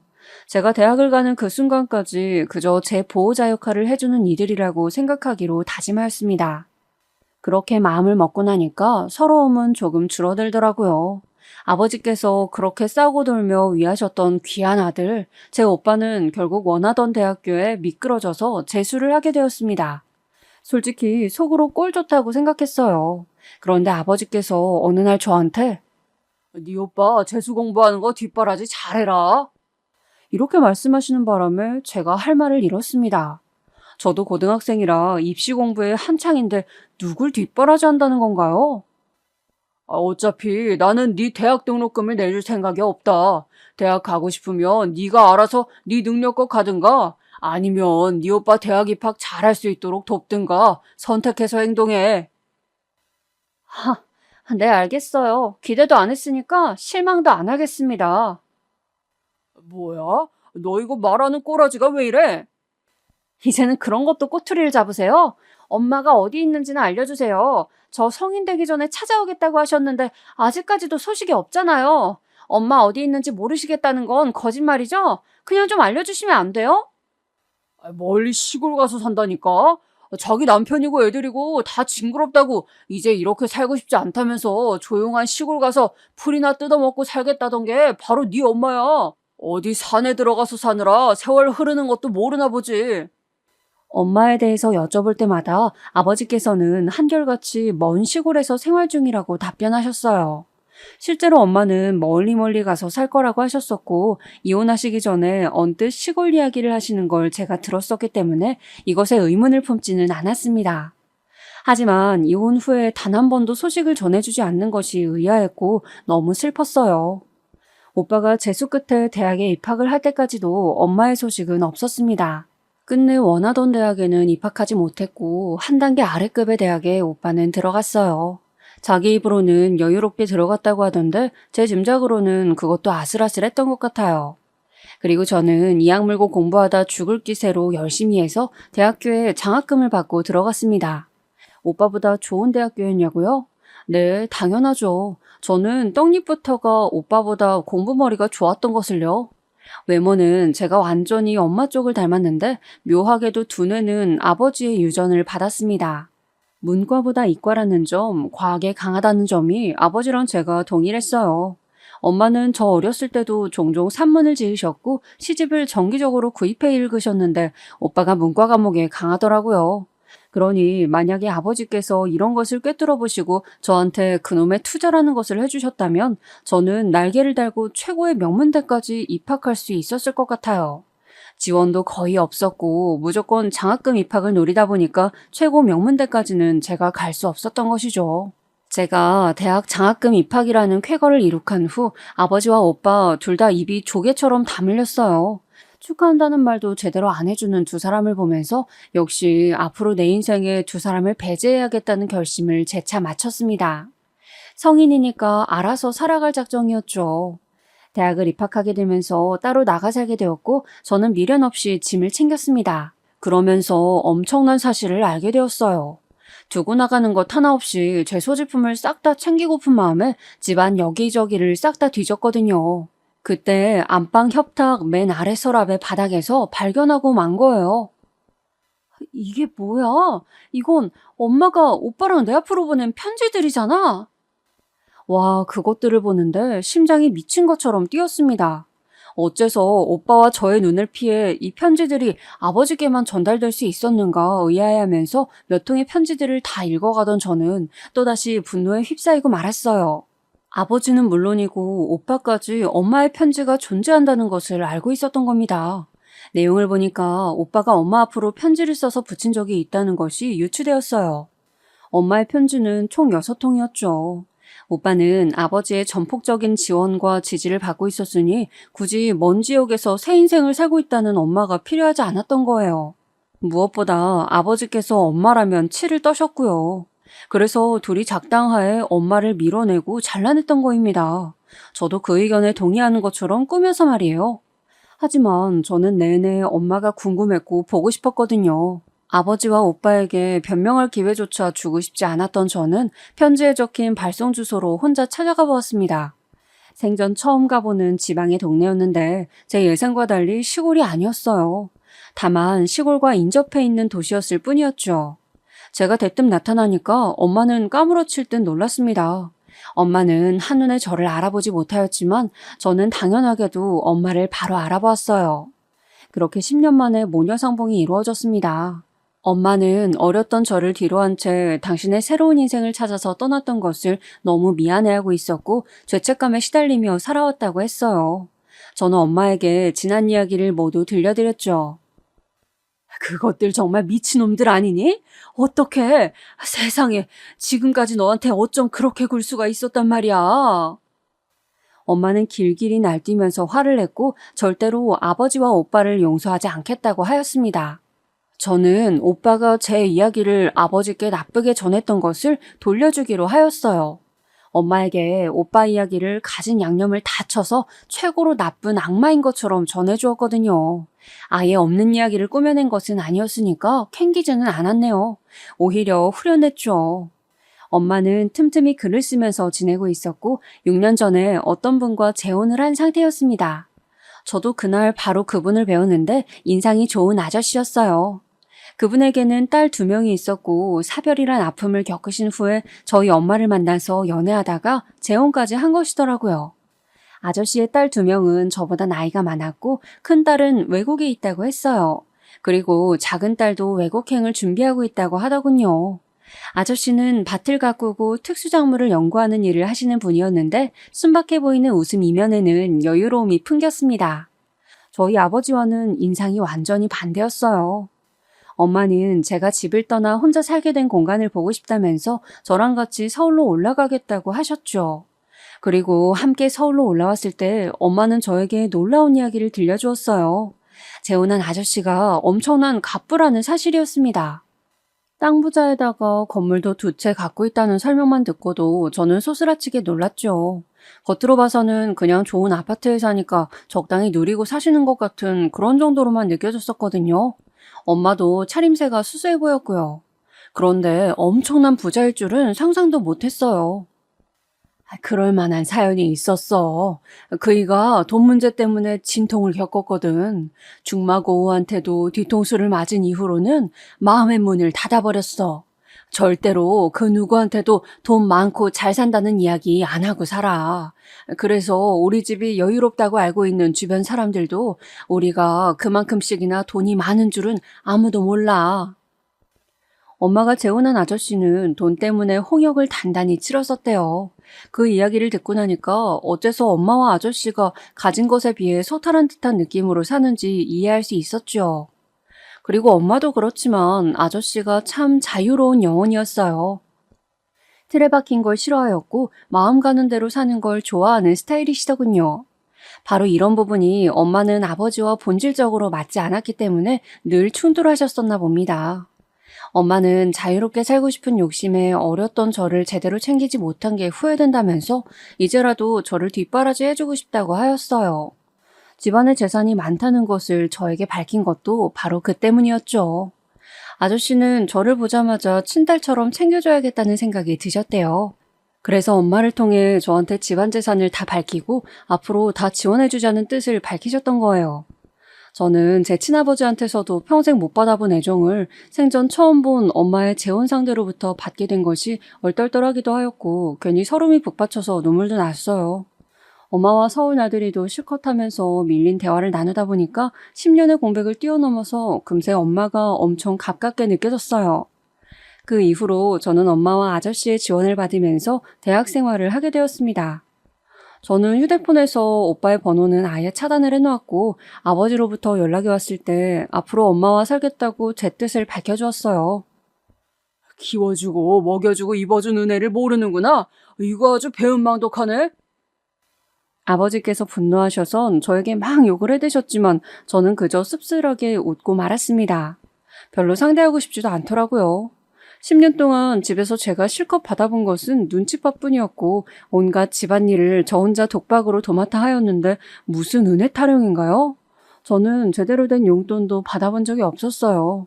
그래서 늘 친구들한테 했던 입버릇이 난 그거 별로였습니다. 그 옷이 별로 마음에 안 든 척, 그 음식이 별로 안 먹고 싶은 척, 일부러 돈을 안 쓰기 위해서 그렇게 굴었었죠. 아버지께서는 부족함 없는 벌이를 하고 계셨으나 그건 저와 큰 상관이 없었습니다. 다 오빠한테만 갔던 투자였으니까요. 제법 홀가분하게 아버지와 오빠를 끊어낸 저는 그대로 대학을 졸업할 때까지 그 두 사람과 연락을 하지 않았습니다. 제가 취업하고 1년 정도 되었을 때 원치 않게 오빠의 소식을 듣게 되었는데 취업이 막막해서 대학 졸업 유예를 계속하고 있다더라고요. 아직 대학 졸업장도 못 딴 상태였던 것입니다.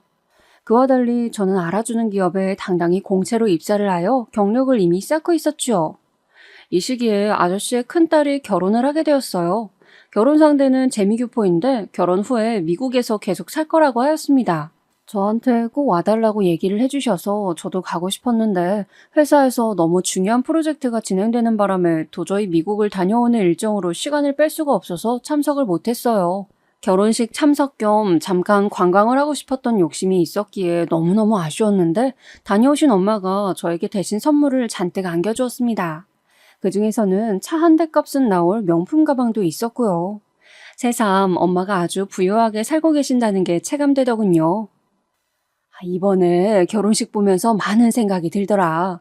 우리 딸도 빨리 좋은 짝 만나서 시집 가면 내가 진짜 잘 챙겨줄 텐데 그 사돈댁에도 내가 잘해줄 수 있는데 이런 생각이 들면서 갑자기 막 조바심이 나는 거 있지? 너는 아직 결혼 생각 없어? 아유, 엄마, 아직 내가 결혼하기에는 조금 이른 나이야. 요즘에는 다들 결혼 늦게 하잖아. 나는 한 5년 뒤에나 결혼 상대 있나 없나 찾아볼 생각이야. 뭐라고? 세상에, 얘가 아주 여유롭게 생각하고 있었구나.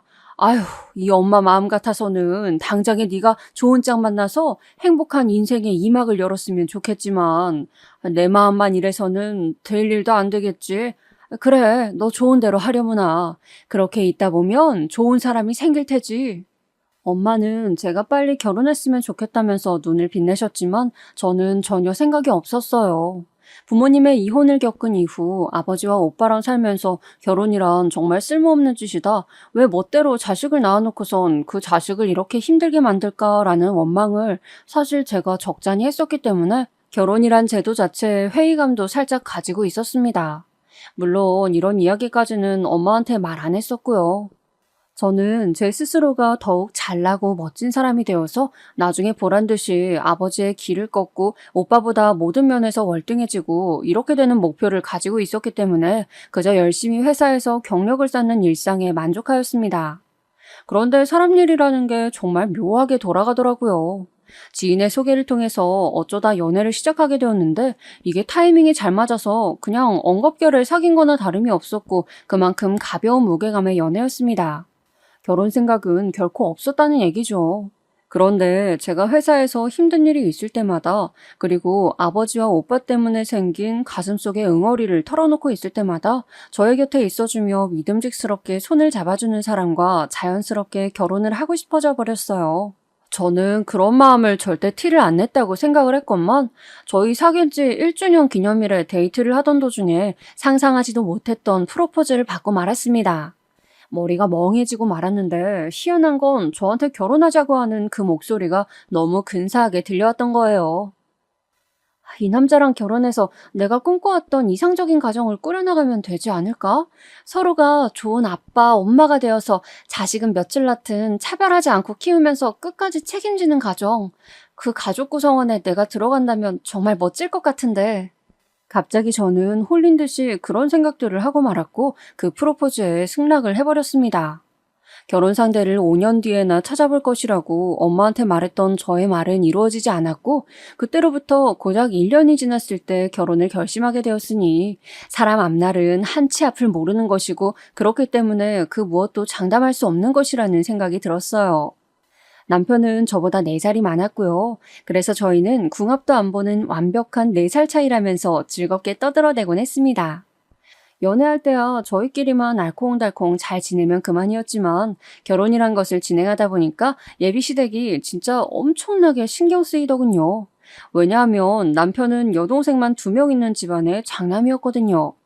차라리 남편에게 누나가 있는 것보다야 여동생이 있는 편이 낫다고는 생각을 했는데 어쨌거나 저에게는 시누이가 2명 생기는 것이었으니 왠지 입맛이 떨떠름하였습니다. 게다가 그 여동생 2명이 아직 다 미혼이었거든요. 시댁에서는 자식을 처음 결혼시키는 게 금쪽 같은 장남이었으니 예비 며느리인 저를 얼마나 눈에 쌍심지켜고 살펴봤겠습니까? 인사드리러 갔을 때 정말 가시방석에 앉아있는 줄로만 알았어요. 특히 시어머니 되실 분께서 젊으신 편이라서 그런지 패션도 휘황찬란하셨고요. 기도 아주 세 보이셨고 제 눈에는 좀 무섭게 느껴졌습니다. 저는 옛날부터 친척집을 왕래한 적이 거의 없었고 그래서 여자 어른이라고는 10년 만에 재회해서 지내고 있는 엄마뿐이었기에 엄마는 무척 수수하고 자유분방한 패션을 추구하는 분이셨거든요. 그래서인지 그와 상반되어서 시어머니 되실 분의 인상이 굉장히 강렬하게 다가왔던 것 같아요. 남편을 젊은 나이에 결혼하시자마자 낳으셨던 거라서 연세도 얼마 안 되신 분이셨고요. 저희 엄마 쪽이 훨씬 연상이었어요. 도대체 어떻게 대해야 할지 감도 안 잡혀. 그냥 이대로 물어보시는 말씀에만 차분하게 답을 해도 되는 걸까? 나보고 언변이 부족한 애라고 생각하시면 어떡하지? 저는 긴장 속에서 그런 고민을 하고 있었는데 제 속내를 읽기라도 한 것처럼 그때 남편이 옆에서 제 손을 슬쩍 잡아줬었어요. 그러자 갑자기 꽁꽁 얼어붙어 있던 몸의 긴장이 풀리면서 기분이 나아지더군요. 어쨌거나 저와 결혼할 당사자인 남편하고만 괜찮다면야 시어머니께서 대하기 어려우신 분이라는 건 별로 큰 문제가 아니라는 생각이 들었습니다. 갑자기 자신감이 붙어서 그때부터는 생글생글 잘도 웃으면서 시부모님과 대화를 해나갔어요. 부모님께서는 이혼하셨고 엄마 쪽만 재혼하셔서 지방의 시골 쪽에 사신다고 했더니 시어머니께서 고개를 미미하게 저으셨는데 그게 무슨 의미인지 몰라서 저는 어리둥절했습니다.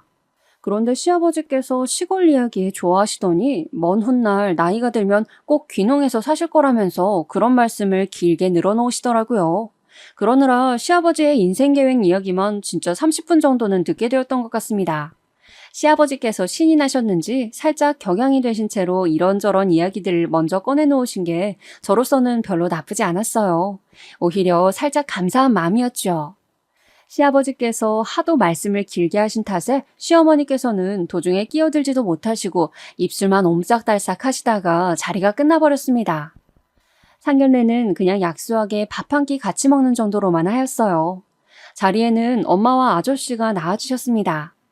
시부모님께 잘 둘러대었으나 실상은 제가 아버지나 오빠에게 제 상견례 이야기를 일절 전하지 않았습니다. 받았던 상처가 너무 컸었나 봐요. 결혼이란 큰 행사를 앞두고도 그 2사람을 부를 생각도 안 들더군요.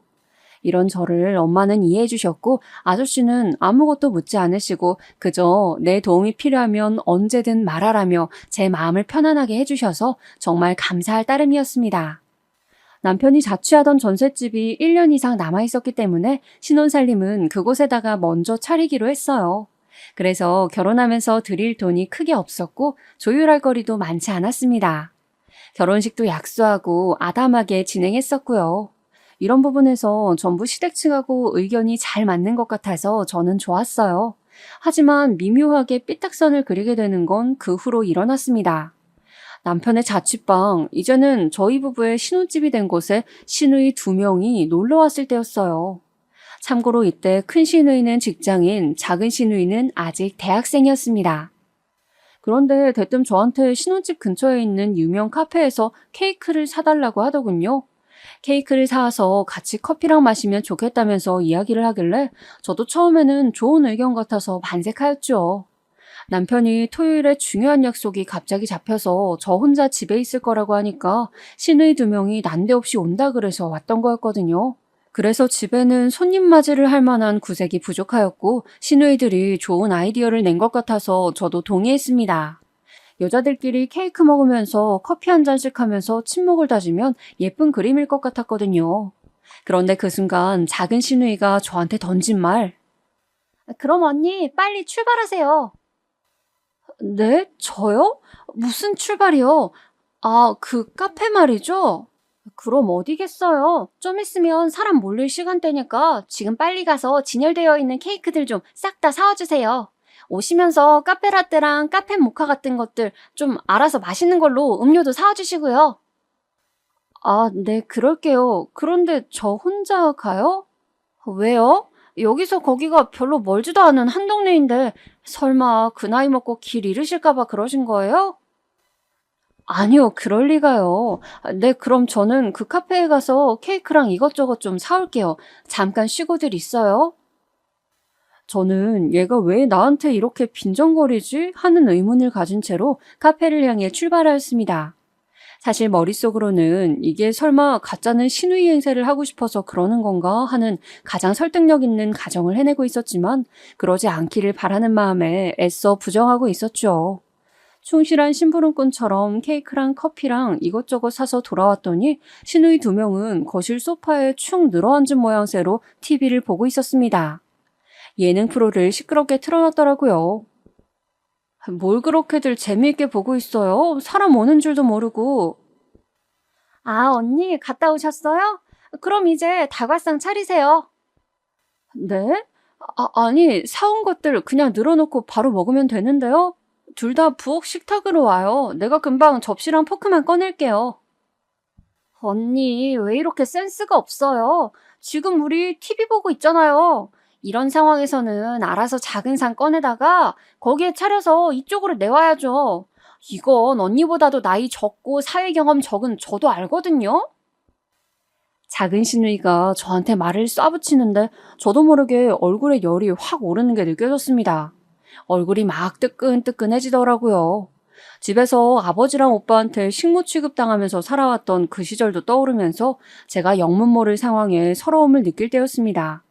작은 시누이 옆에 앉아서 피식피식 웃고 있던 큰 시누이가 귓속말을 하는 척하면서 저한테 다 들리도록 이렇게 말을 하는 거예요. 야, 너는 이혼 가정에 대한 배려도 없냐? 이혼 가정이라 아빠, 오빠하고만 살았다잖아. 그런데 결혼식에는 엄마랑 재혼한 아저씨가 왔고 이게 뭘 뜻하겠어? 집안이 콩가루라는 거지. 그런데 무슨 센스 같은 걸 배웠겠냐고. 얼핏 말투만 보면 자기 동생을 나무라는 것 같았지만 실상은 전혀 그렇지 않았죠. 그 내용은 완전히 저를 욕보이는 것이었습니다. 아, 진짜 결혼생활 초장부터 이런 난관을 겪을 줄은 상상도 못했었기 때문에 어처구니가 없었어요. 상대들이 너무 유치하게 나오고 있다는 것을 알면서도 저는 도리 없이 분노를 느끼고 말았죠.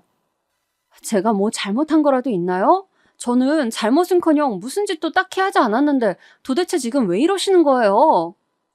어머, 왜 이렇게 정색을 하고 그러세요? 저희가 없는 말을 지어낸 것도 아니고 지적 못할 부분을 지적한 것도 아닌데요?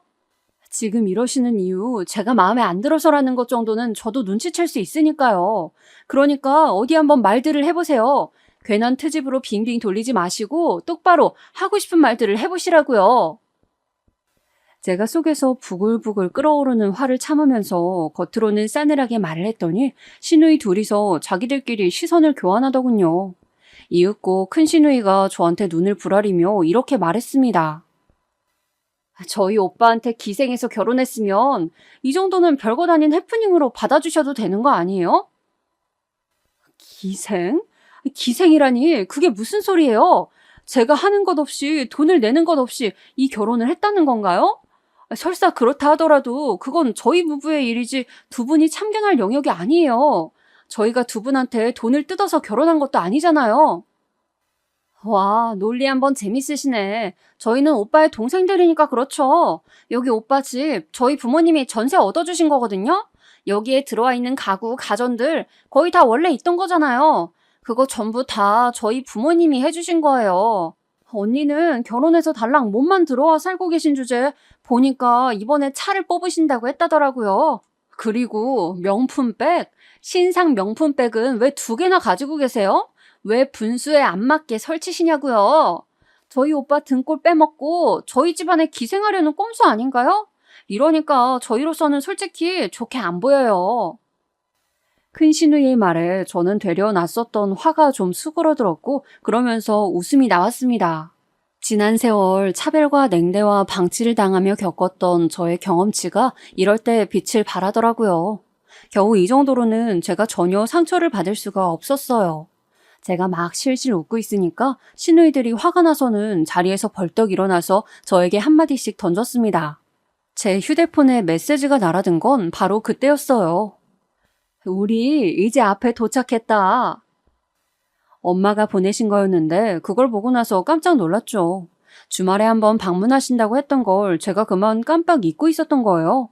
그런데 차라리 잘 되었다 싶더군요. 그래서 엄마한테 바로 올라오시라고 답장을 보냈습니다. 그러고선 시누이들을 상대해 주었죠. 두 분이서 저를 안 좋게 보시면 뭐 어떡할 건데요? 제가 기생을 하든 희생을 하든 그게 두 분하고 뭔 상관이죠? 이 집 전세금에 들어간 돈들 중에 두 분의 돈이 단 1원이라도 들어갔으면 제가 당장 사과드릴게요. 제 말에 시누이들의 입이 꽉 다물렸습니다. 표정이 분하다는 얼굴들이더라고요. 잠시 후에 저희 집으로 온 손님이 있었으니 바로 엄마와 아저씨이셨습니다. 과일이랑 직접 하신 반찬들을 가지고 오셨더라고요. 엄마와 아저씨는 집에 제 시누이들이 와 있으니까 깜짝 놀라신 눈치였어요. 어색한 분위기가 흘렀습니다. 엄마가 이게 무슨 상황이냐고 저에게 눈짓을 하는 것에 저는 한숨을 쉬며 이실직고 해드렸어요. 내가 쥐뿔 가진 것도 없는 주제에 결혼한 지 얼마 안 돼서 차 뽑는다 하니까 아가씨들은 그게 좋지 않게 보이셨나 봐. 그리고 결혼하면서 딱히 들고 온 것도 없는 주제에 값비싼 명품백은 들고 다니니까 어이도 없으셨을 테고. 저의 말을 듣자마자 엄마와 아저씨의 눈길이 시누이들에게로 향했습니다. 시누이들이 당황하면서 어쩔 줄을 몰라 하자 엄마가 조용히 말씀해 주셨죠. 명품백? 그건 내가 사준 건데 까짓 거 1,000만 원씩밖에 안 하는데 그게 뭐 대단한 거라고 지적질들을 했어요. 시누이들이 깜짝 놀라서 엄마를 바라보았을 때 그 옆에서 아저씨께서 차분한 목소리로 말씀해 주셨어요. 차는 내가 뽑으라고 한 거예요. 풀옵션 넣어도 1억밖에 안 하는 건데 너무 그렇게 나무라지들 말아요. 그러자 이제는 완전히 눈알이 튀어나올 듯 커진 시누이들이 아저씨를 봤다가 저를 쳐다봤습니다. 저는 이쯤이면 됐다 싶어서 시누이들을 잡아 끌었습니다. 어차피 곧 시누이들이 집에 갈 참이었다고 둘러대면서 배웅을 나가는 척 하였죠. 건물 밖으로 나가자마자 시누이들이 떨리는 목소리로 저에게 묻더군요. 언니, 혹시 집이 부자였어요? 네, 제가 번 건 아니지만 저희 엄마랑 아저씨가 워낙 부유해서요. 건물이고 땅이고 다 있어요. 제가 무덤덤하게 대답을 하자 시누이들은 개미만한 목소리로 각자 죄송하다는 인사를 저에게 해왔습니다. 그 후로 죄송하다는 메시지도 저한테 거듭 보내오더군요. 저는 어쨌든 일단락되었구나 싶어서 엄마랑 아저씨랑 제가 사온 케이크를 나눠 먹으면서 좋은 시간을 보냈습니다. 그날 저녁에는 남편이랑 같이 넷이서 외식을 하면서 잘 보냈고요. 이튿날 두 분께서는 내려가신다며 길을 떠나셨고 저랑 남편은 시댁에서 점심 먹으러 오라고 하길래 그쪽으로 가봤습니다. 설마 여기서 일이 생길 줄은 몰랐었네요. 도착해서 늦은 점심을 먹고 있는데 엄마한테서 메시지가 왔어요. 올라오셨던 김에 서울 사는 옛 친구분을 만나신 모양이었어요. 그런데 이 친구분께 직접 담근 김치를 얻어먹었는데 맛이 기가 막히다면서 저한테 꼭 주고 내려가실 거란 얘기였습니다. 그래서 저는 별 생각 없이 지금 시댁에 와 있어서 집에 아무도 없다고 답장을 드린 거였고요. 그런데 설마 그걸 보시곤 엄마가 시댁으로 방향을 트실 줄은 상상도 못하였습니다. 씻고 디저트 먹는데 시댁으로 시누이들이 왔고 저희는 어색한 눈빛을 교환하였어요. 별다른 말은 안 하고 그냥 과일 깎아 먹으면서 시간을 보내던 중에 제가 뒤늦게 엄마가 보내셨던 메시지를 본 거예요. 시댁으로 오겠다는 내용을 말이죠. 사돈댁에 맛있는 김치를 주시고 싶은 딸 위하는 엄마의 그 마음을 알 것 같아서 차마 뒤늦은 만류도 못하였네요.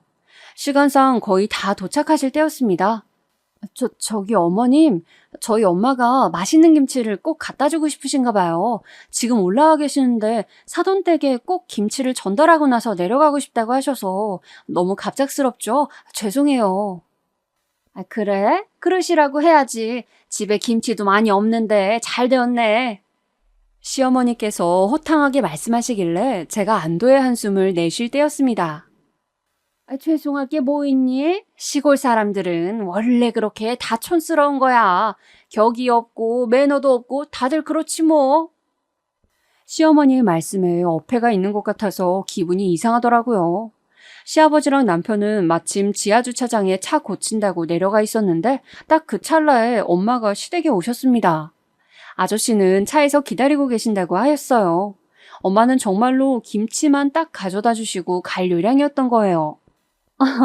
아유, 사부인, 제가 너무 갑작스럽게 찾아왔죠? 이것만 얼른 드리고 가려고요.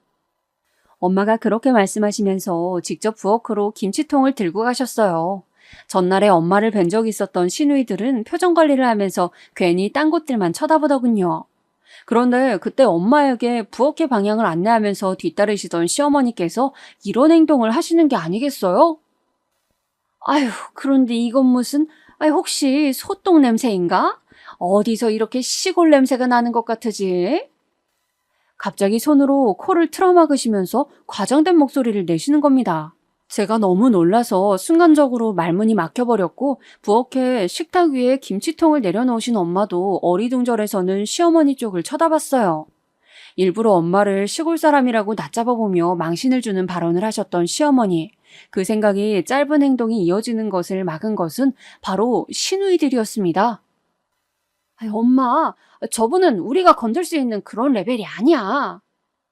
큰 시누이가 시어머니께 빠르게 속삭이는 것을 귀 밝은 제가 간신히 들을 수 있었습니다. 그리고는 작은 시누이가 시어머니의 귀에 대고 무슨 말을 하더군요. 도대체 뭘 들으신 건지 그 다음 순간 시어머니께서 저희 엄마 쪽을 봤다가 슬그머니 눈을 아래로 내리까셨습니다. 아이고, 아까 양념 버무리고서는 그 손을 이 옷에다가 문질렀더니 무슨 냄새가 난다고 제가 그런 착각을 했나 보네요. 그렇게 변명하시는 시어머니께서는 여전히 눈을 내리깔고 김치통만 바라보고 계셨는데 억지로 미소 짓는 인매가 어색해 보였습니다. 네, 사부인. 그럼 저는 김치 드렸으니까 이만 바로 가볼까 해요. 너무 바로 가시는 건 아닐지. 뭐 커피나 한 잔 드시고 가도 되는데요. 아니에요. 내려갈 길이 멀어서 바빠요. 정 그렇게 커피를 드시고 싶으시다면 저희 딸이랑 커피 한 잔 드시면서 좋은 시간 함께 보내주세요. 저희 딸이 커피를 참 좋아하거든요. 엄마는 마치 부하 직원을 격려하는 상사처럼 시어머니의 곁으로 다가가 그 어깨를 손으로 두드리면서 말씀하셨습니다. 시어머니께서는 정신없이 고개만 끄덕여 대셨고요. 엄마가 시댁을 떠나신 후 안방에 들어간 시어머니와 시누이들이 셋이서 뭔 대화를 나누더라고요. 좀 있다가 안방에서 나오신 시어머니께서 저를 보곤 놀라서 외치셨죠. 김치 정리를 왜 네가 하니? 무겁고 손에 양념 묻고 그러는데 너는 가서 TV나 봐라. 커피 한 잔 마실래? 아까 과일 먹으면서 커피는 아직 안 마셨지?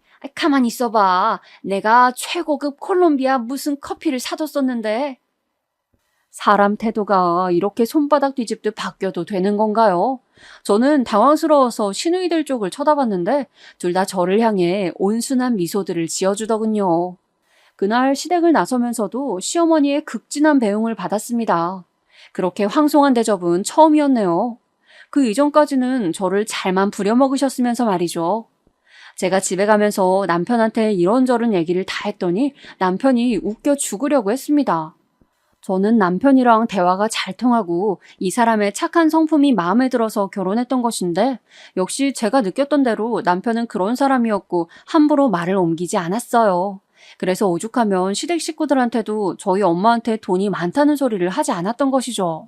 어쨌거나 배우자는 잘 골랐다는 생각이 새삼 들었습니다. 그 이후로는 시댁에서 융숭한 대접을 받는 며느리가 되었어요. 돈 때문에 이렇게 상황이 역전되다니 기쁘면서도 왠지 씁쓸하기도 하였습니다. 그리고 엄마가 재혼으로 완전히 부유하게 살고 있다는 사실을 아버지와 오빠가 드디어 알아차렸습니다. 아버지는 왠지 열받아 하신 것 같았고 오빠는 자기도 엄마한테서 지원을 받고 싶다며 욕심을 냈어요. 하지만 엄마는 아버지를 무시하였으며 오빠의 부탁을 들어주지 않았습니다. 마음고생 심하게 하면서 살아온 딸 하나 챙기기도 바쁘다는 이유를 들어서 오빠를 물리쳤어요. 그 어느 때보다도 제 속이 시원하였네요.